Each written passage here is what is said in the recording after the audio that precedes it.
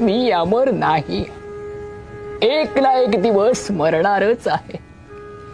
पण माझ्या मरणानं जर त्यांचा राग शमणार असेल, ही जाळपोळ थांबणार असेल, गांधी नावाच्या या अपराध्याला शासन दिल्याचं समाधान जर त्यांना मिळणार असेल, तर माझं हे रक्तही मी त्यांना द्यायला तयार आहे. आज कसे आला? प्रार्थनेला आलाय? उशीर होईल पण कोण आहे? डीसीपी अर्जुनदास बापू. आपण भेटलोय कधीतरी. हो बापू. एक मिनिट, तुम्ही बोलू नका, आठवेल मला. जवाहर हैदराबादला आला होता तेव्हा त्याच्या बरोबर तुम्ही पण. बरोबर, अगदी बरोबर. स्मरणशक्ती चांगली आहे तुमची. पण त्यावेळेस तुमची प्रकृती क्षीण झाली होती. अहो, क्षीण होतं ते शरीर, बुद्धी नाही. उपोषणानं बुद्धी तल्लख होते. आज कसे आला? सावरकर आधीपासून करत होतो, कारण सावरकरांचे विचार होते, अजूनही आहेत आणि यापुढेही राहतील. त्यामुळे सावरकरांवरती आधीपासून माझा अभ्यास झालेला होता नशिबानं, आणि तीच भूमिका योगायोगाने करायला मिळाली. त्यामुळे सावरकर साकारले. आगरकरांच्या बद्दल म्हणाल तर आगरकरांच्या विचारांचा मी कधीही नव्हतो, परंतु तरीही आगरकर करायचे म्हणून मी आगरकर वाचले आणि त्या भूमिकेला न्याय देण्याचा मी आटोकाट प्रयत्न केला.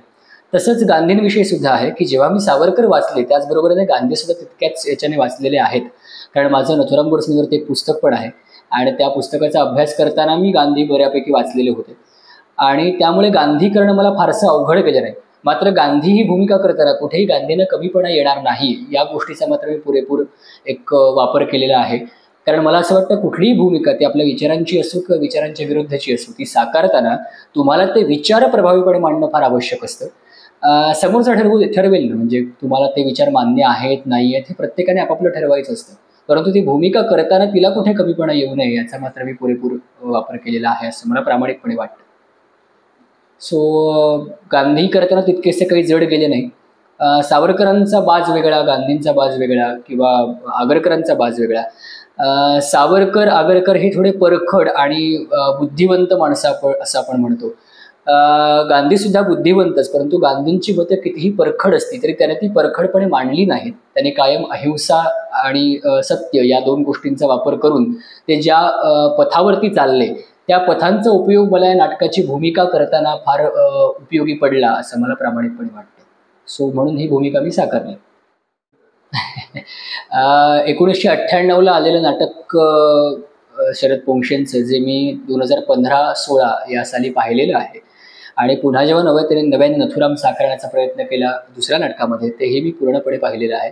शरद पोंक्षे यांच्या अभिनयाविषयी किंवा त्यांच्या नथुराम या भूमिकेविषयी बोलण्यात का मी मोठा नाही, परंतु दोन्हीही भूमिका ज्या नथुरामच्या आहेत, म्हणजे सौरभ करतो ती आणि आमचे पोंक्षे करतात ती, या दोन्ही भूमिका या वेगवेगळ्या दृष्टीनं त्यांनी साकारलेल्या आहेत. प्रत्येकाची भूमिका करण्याची पद्धत आहे.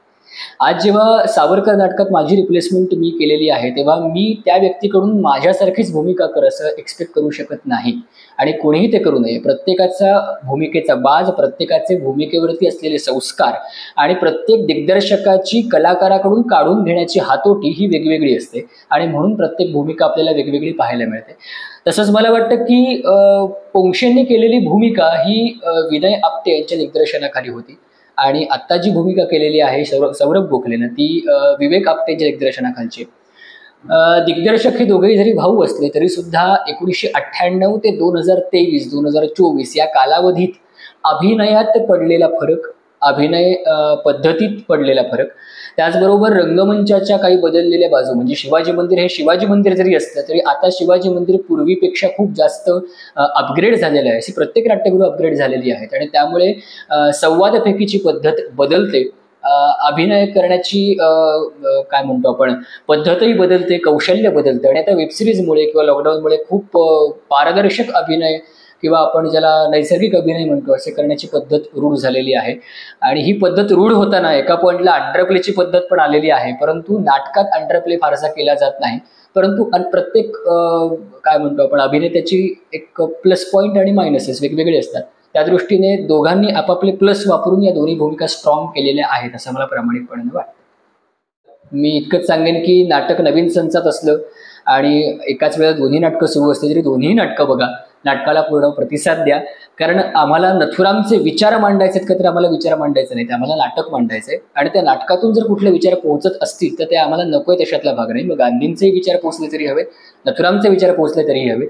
आणि हे दोन्ही विचार तुम्ही पडताळून तुम्हाला कुठला विचार हवा तो तुम्ही बघायला नक्की नाट्यगृहात या. कारण मी असं म्हणेन की जेव्हा हे नाटक आलं तेव्हा खूप काही पुरावे उपलब्ध नव्हते, परंतु आता खूप बदल झाला आहे. इतिहास खूप वेगळ्या पद्धतीने मांडला जातोय किंवा इतिहास खऱ्या पद्धतीने मांडला जातोय. कारण काही राजकीय दबाव यापूर्वी इतिहासावरती आणि इतिहासातल्या प्रत्येक गोष्टींवरती असल्यामुळे एककल्ली इतिहास लोकांसमोर येत होता. मात्र लोक आता खूप शहाणे झालेत, प्रगल्भ झालेत. दोन्ही बाजू लोकांना ऐकायला आवडतात. तर गांधींची बाजू अनेकांनी अनेक वेळेला ऐकली असेल नसेल माहीत नाही, तीही ऐका. आणि नथुरामची बाजू ऐकली नसेल तर तीही तुम्ही या नाटकातून ऐका. नक्की प्रतिसाद द्या. धन्यवाद. माप घेतलं जातं, मग फासाचा दोर बनवला जातो, मग कैद्याच्याच वजनाची बाहुली बनवली जाते आणि रेग्युलर हँगिंगची तालीम होते. पण वजनाची बाहुली कशासाठी? वेल, दोराची लांबी, वजन हे सगळं परफेक्ट असल्याशिवाय प्रॉपर जग बसत नाही मागे. त्याचीच रिहर्सल घ्यावी लागते. अर्थात हे सगळं शेवटी कैद्याला त्रास होऊ नये म्हणूनच. पण हे सगळं नथुरामने माहिती आहे? हाजी, पता है उन्हें. देवीदासजी त्यांची कोठडी समोरच आहे. सकाळी आंघोळीसाठी बाहेर पडतात तेव्हा हँगिंग स्टाफ बरोबर गप्पा मारत असतात. Really he is different. ते आणि नाना आपटे. परवाच मला हँगिंग स्टाफ पैकी एक जण सांगत होता की साहेब काय सांगत होता? अरे देवीदासजी नमस्कार. नमस्कार. काय सांगत होत? काय बदनामी चालली होती? नाही बदनामी नाही पण तिची. पण परवाच मला हँगिंग स्टाफ पैकी एक जण सांगत होता की